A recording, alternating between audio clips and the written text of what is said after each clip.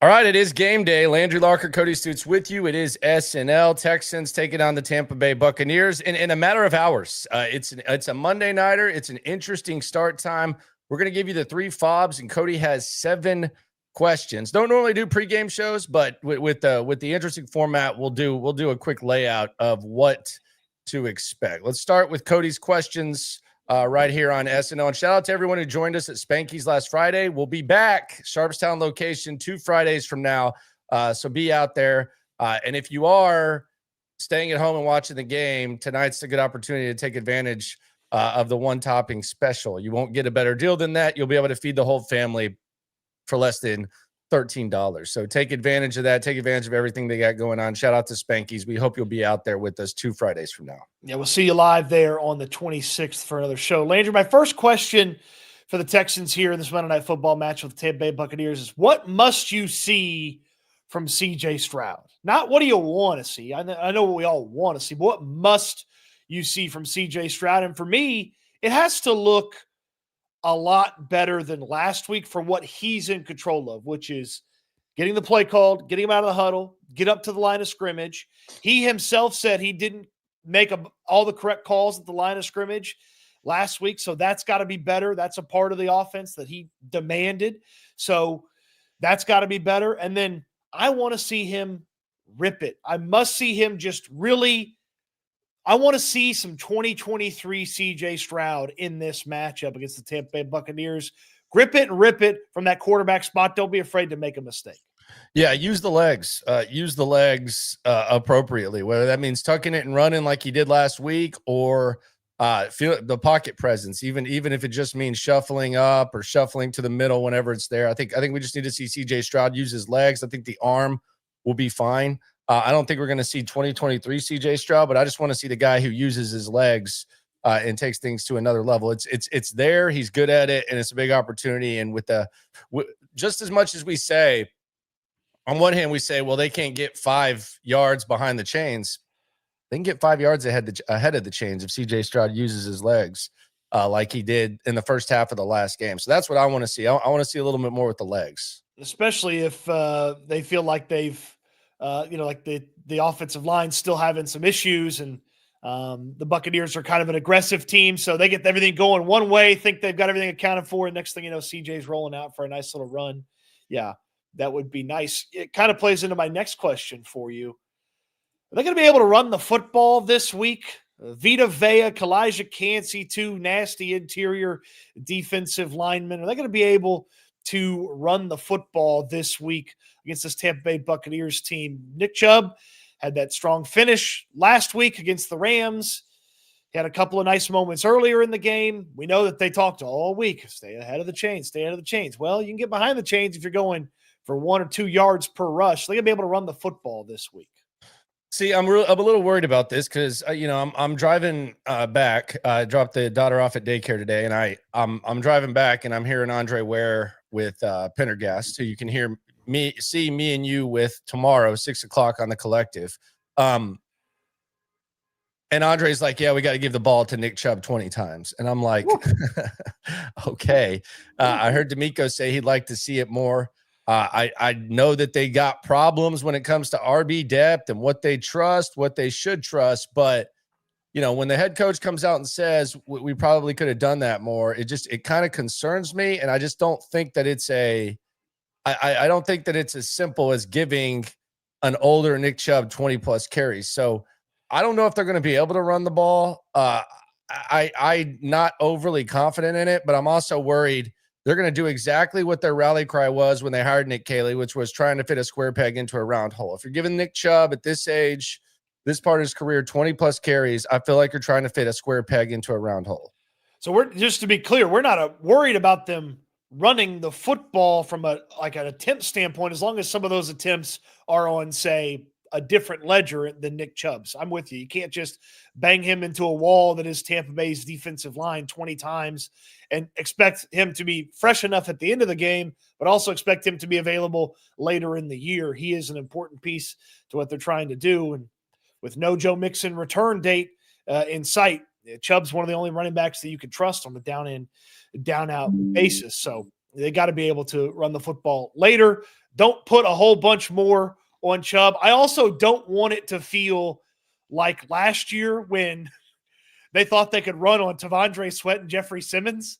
And it was like, well, you thought you could run on that duo? What made you think that? This is a similar duo with Vita Vea and Kalijah Kancey. So you got to figure something out. And from what Chubb has to do, hey, he's got to be excellent on the vision. When there is something there, he's got to make the most of it and get into that second level, knock a couple guys off of him like he did the previous week. So it's got to be real dialed in to be able to run the football against this group. Yeah, and that was one of the more frustrating things. Not that they just tried to do it, but afterwards they said, well, we expected to run the ball against them. And it was like, well, why?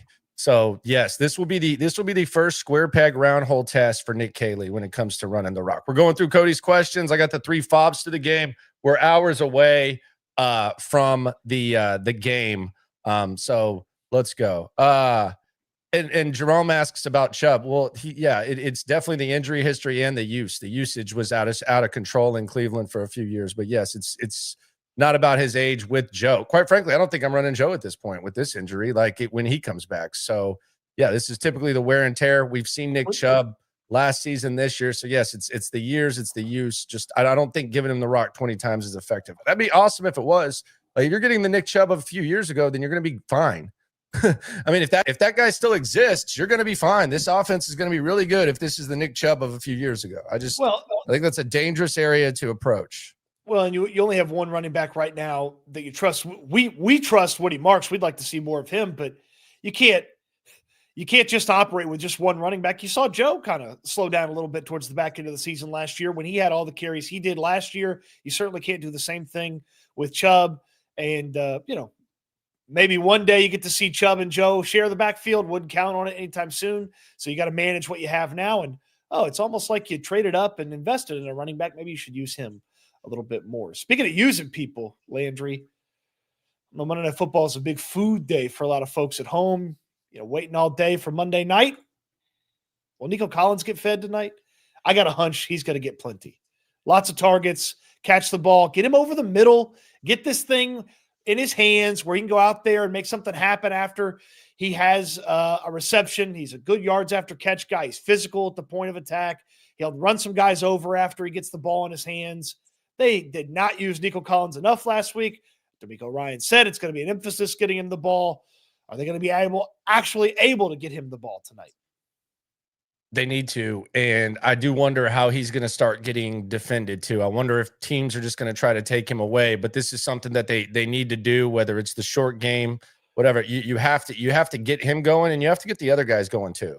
Like one catch for Jalen Knoll, it's not going to fly. I know Christian Kirk probably your number 2, but you got to be able to spread it out a little bit. But yes, I think Nico Collins gets fed. I think the targets are probably double digits today for Nico Collins.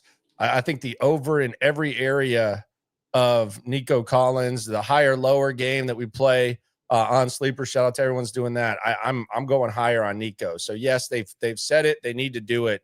The answer for me is going to be yes. Has to be.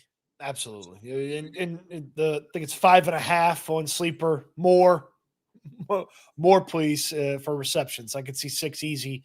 I could see 2 or 3 on the first drive, to be honest with you, just to kind of attack that, get it in a rhythm. It can't just be Nico, though. Who will step up at wideout? I don't believe they're going to be just totally blah with that other wideout spot this week. It feels like there was a little bit of a deer in headlights element to Jalen Knoll last week. I hope that's past him.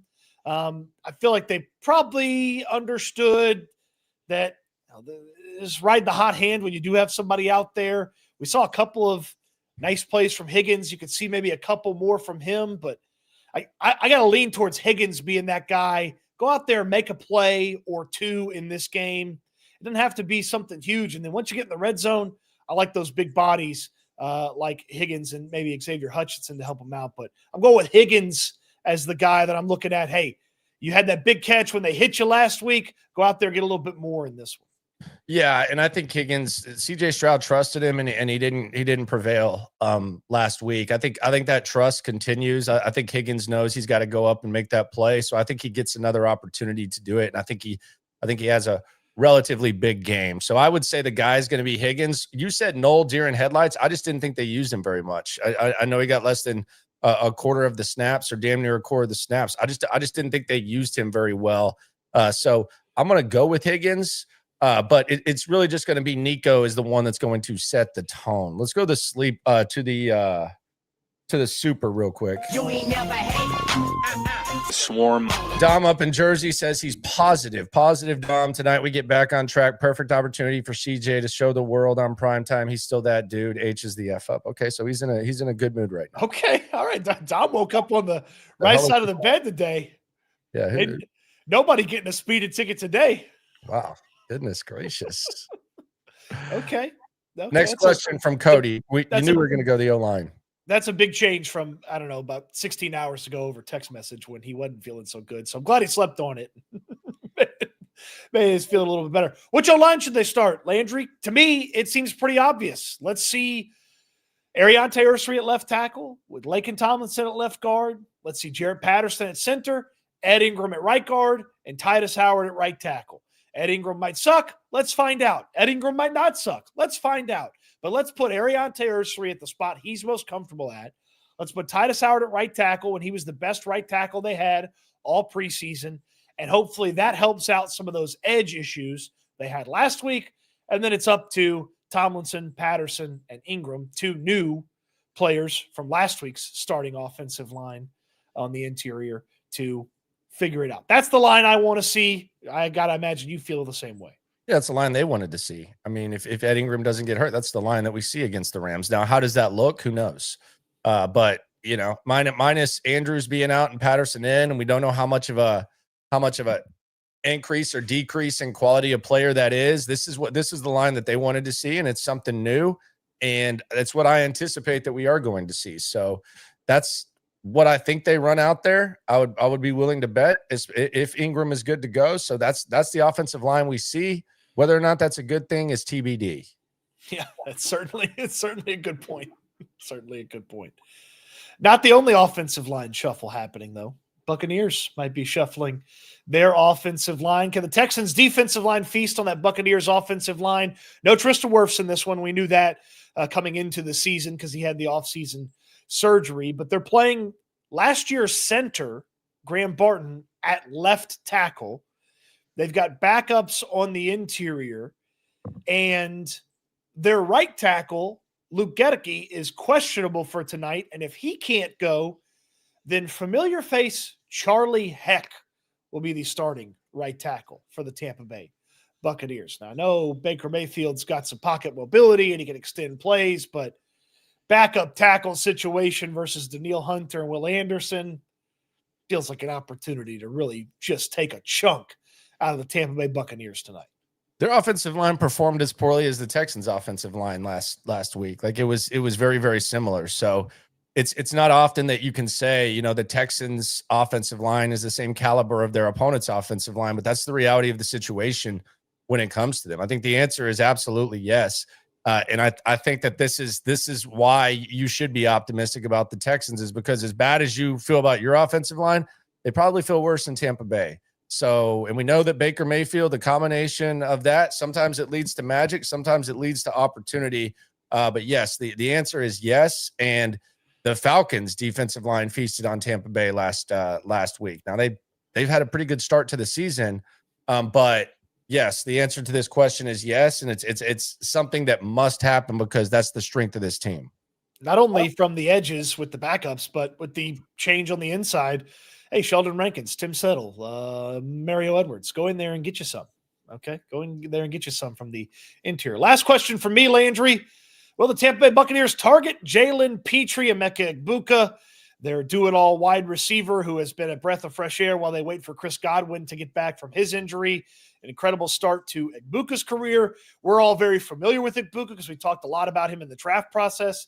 Texans never got the crack at him, couldn't make the trade-up work, and/or he just got drafted before they were on the clock. He looked good last week. We know Petrie had some issues with the coverage. He's good around the line of scrimmage.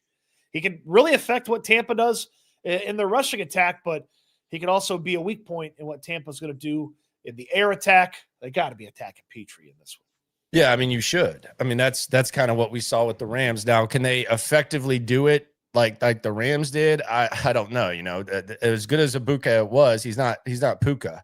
But you don't have to be Puka to be able to expose Jalen Petrie in coverage. So I think it's two things, and I'll get to it in the fobs. This is going to be one of the fobs, but it's not just about what Tampa does. I think it's about what the Texans do, which I'll talk about when we get to the fobs here on SNL.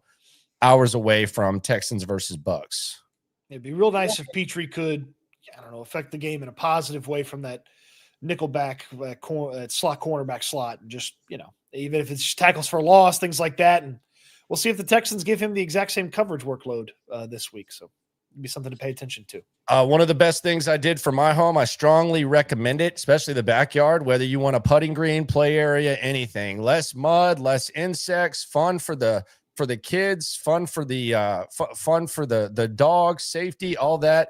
Texans turf. It was awesome to get to shop around and finally arrive with Dan and his team. Whether it's a really massive backyard or just a humble backyard, it is great. It is fantastic. And it's one of the best things I did. You can give them a call at 713-331-3285. That's 713-331-3285. They got the financing. They take credit cards. They got the military discounts, and Dan and his team, they're the best.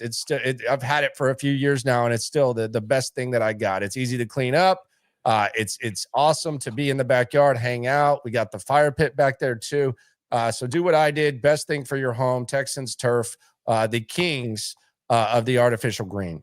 Yeah, TexasTurf.com. You can see all the fantastic work that they've done. And man, when you see that, you're going to want that where you live, in your front yard, your backyard, over on the side of the house. They can do it all. They'll come out there and get that free estimate set up at TexasTurf.com. All right, let's go to the three fobs, because I don't say keys. I don't want to date myself. We're going fobs. Number one is the slot battles. You mentioned this, Cody, but this is a combination of both things. I think that they've got to get a slot receiver involved. They've got to get the intermediate passing game, they being the Texans, and they've got to figure out how to limit it when it comes to Tampa Bay, and how that means that you juggle around Jalen Petrie. They're going to have to figure it out. But I think the number one fob for me is going to be what happens in the slot on both sides of the rock, on the defense with Petrie and on the offense with whoever you have opposite Nico Collins. Like, it would be really nice, especially with how thin you are at tight ends, to get someone involved out of the slot at the wide receiver position. Yeah, Mike Evans can't do it by himself for Tampa, and Nico Collins can't do it by himself for Houston. So they're going to need some help, and the slot's a good place to look for that. I mean, I can't imagine that the Christian Kirk is so much of a piece of the short game and the quick game that you can't run some of that stuff, even if you don't have him, and they won't have him for this one. Let's see if Noel can replicate some of that Kirk stuff, and we see some of the stuff that they gave Kirk from the preseason, and they give it to Jalen Noel in this one. Number two, the RB share. We got to see how they juggle this committee. We knew it was going to be a committee for a while. How is this going to look? Are we just going to have the Dameon Pierce runs into the back of the offensive lineman stretch? Are we going to have the Dare Ogunbowale still out there stretch? Are we going to see Woody Marks at all? How do they handle this work share? Right now, there's a lot of clues. Most of them are vocal clues, which you always got to take with a grain of salt on game week. But there's just seems to be sign that they're pointing towards more Nick Chubb, which I don't know is the recipe that you want right now at this point in his career. But this was something we talked about heading into the season. It's intensified after what we saw week one. We got to see how Nick Caley handles the running back work share. Yeah, I would love to see more Woody Marks in this one. I trust him more than Dameon Pierce at this point, and he's a dynamic weapon catching the ball out of the backfield. So give him that opportunity, throw him the football, let him go out there and make some plays. It's there's some solid play at the linebacker level for the Buccaneers, but Levante David's not the spring chicken that he used to be. So if he's got to be following Woody Marks there out of the backfield, I like Woody Marks' chances to go out there and make something happen. So get him the football, get him on the field. You invested in him. You thought highly of him. Use him. Number three, take the gifts. Baker Mayfield's going to give them to you. He threw a few that Atlanta was unable to take advantage of. They're going to be there. It's just a matter of taking advantage of them. The Texans are going to put him in uncomfortable situations. A lot of times with the good comes the bad with Baker Mayfield. He'll make plays that few quarterbacks can make, but he'll also give you an opportunity. The Texans, they got to force turnovers. That is one of the things that they've done really well under D'Amico. They got to force turnovers and they got to take advantage because it's not a matter of if, it's a matter of when. Baker Mayfield is going to give you opportunities. Yeah, and then we think about a struggling offense too. If you get a gift, a fumble sack and a little bit of a return or a quick change, deep in Tampa's territory, you got to make the most of that. And you can't, if you get a gift, don't turn it into 3 points. Turn it into 7. Turn it into 7. Go out there, you get that quick change, take a strike, and see if you can really hurt the Bucs quick on that one. And like Baker Mayfield, he can run around a little bit. He can extend plays. Sometimes he gets a little, loaf of bready with the football. Knock one of those out. Maybe snag one if he throws it to the other team. There you go.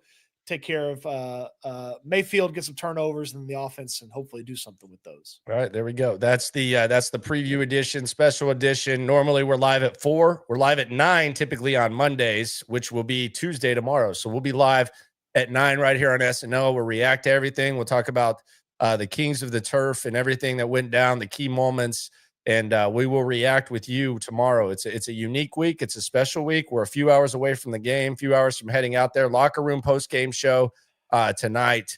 Be sure to ride along. We'll get into the Colts throughout the week. Right now, we just got to see if the Texans can handle their business. Appreciate y'all for rolling through.